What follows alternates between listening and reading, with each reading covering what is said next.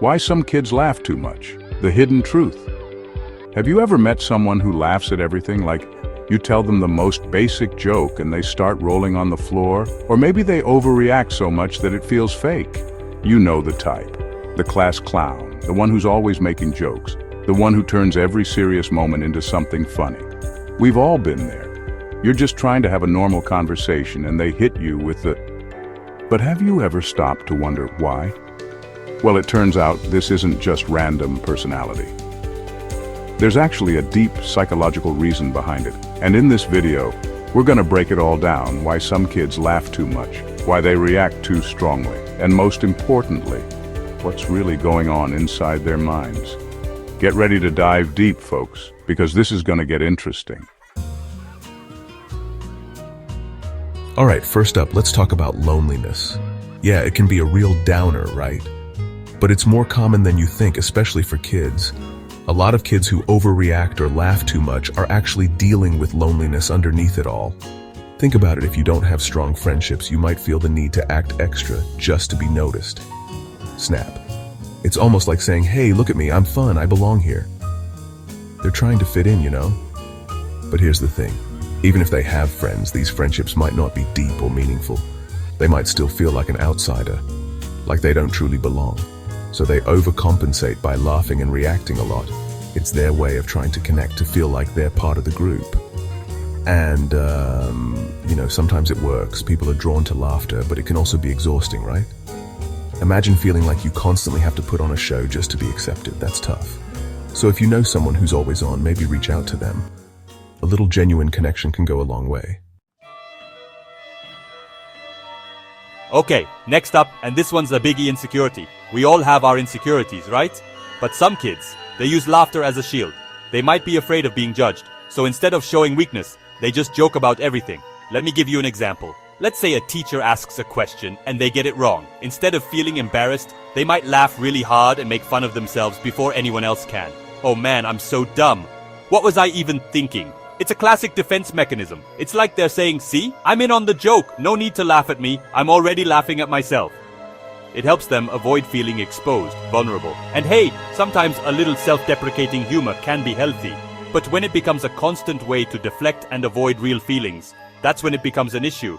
Think about it. If you're always laughing things off, are you really dealing with your problems? Or are you just sweeping them under the rug? Sometimes it takes more courage to be vulnerable, to show your true self, even if it means risking a little awkward silence.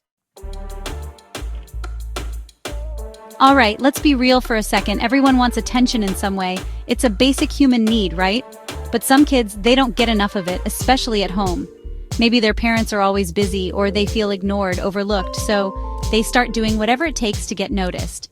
And what's the easiest way to get attention in school? Being loud, being funny, being the entertainer. It's like their brain has learned, if I act extra, people will notice me. And hey, sometimes it works. People love a good laugh, right?